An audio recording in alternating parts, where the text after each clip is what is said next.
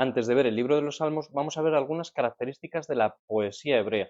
Esto nos va a ayudar a entender mucho mejor el libro de los Salmos, que viene ahora después, y también todos los demás libros poéticos, sapienciales que vendrán más adelante. Incluso también los proféticos, porque muchos de ellos están escritos también en un lenguaje poético. Así que vamos a ver algunas características. Hemos destacado 5. Son estas. La primera es la ausencia de métrica y rima, comparado, por ejemplo, con el español. También los versículos que tienen hemistiquios. Vamos a ver ahora después qué es eso. Los acentos en los versos, también la característica de los paralelismos y finalmente veremos los acrósticos. Vamos a verlos de uno en uno.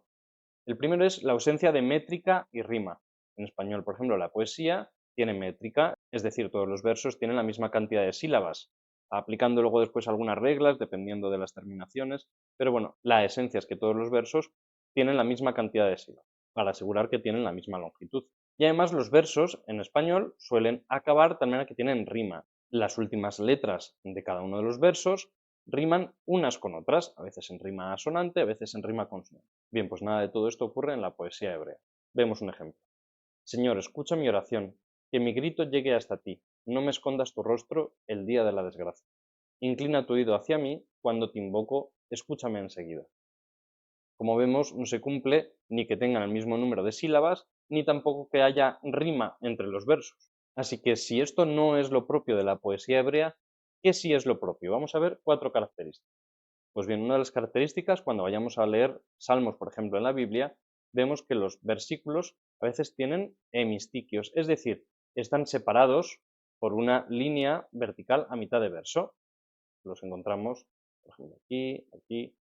¿Vale? Todos estos hacen que el verso esté partido en varias partes. Esta es una forma de señalar que ahí también podría ocurrir, por ejemplo, un salto de línea para verlo en verso. De hecho, escrito así, con saltos de línea, se ve mejor también los paralelismos, por ejemplo, que hay entre unos versos y otros. Estos mismos 2 versículos que tenemos aquí escritos, podríamos también escribirlos así, de esta manera. Separamos los hemistiquios, cada uno por una línea, de forma que podríamos leer ya esta poesía con sus versos. A ti, Señor, me acojo, no quede yo nunca defraudado.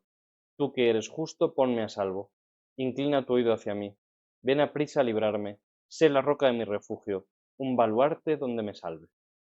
Esta es una de las características que quisimos incluir cuando hicimos la edición de los cuadernillos bíblicos. En el libro de los Salmos separamos cada uno de los hemistiquios en cada uno de sus versos, de tal manera que facilita mucho más la lectura, leerlo en verso, y no como lo encontramos en las Biblias tradicionalmente, con todos los versos seguidos. Vamos a ver más características. Tenemos también la acentuación dentro de los propios versos, que generan musicalidad y ritmo. Fijaos, por ejemplo, cómo están así dispuestas las palabras dentro de la frase. Pensad, por cierto, que esto también tiene un doble mérito en la traducción.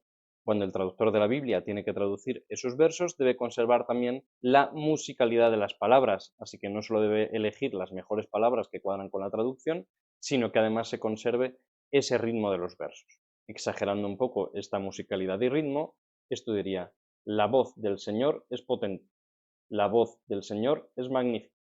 La voz del Señor descuaja los cedros. El Señor descuaja los cedros del Líbano. Así que se ve que por la disposición de los acentos en la frase también eso genera una propia musicalidad. Y una de las características que vamos a ver que más aparece todo el rato en la poesía hebrea son los paralelismos, en especial los de sinonimia, es decir, repetir en un verso y en el siguiente la misma idea o una idea semejante utilizando sinónimos. Vamos a poner este ejemplo en el que se ve claramente.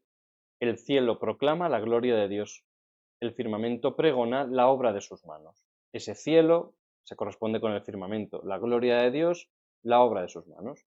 El día al día le pasa el mensaje, la noche a la noche se lo susurra.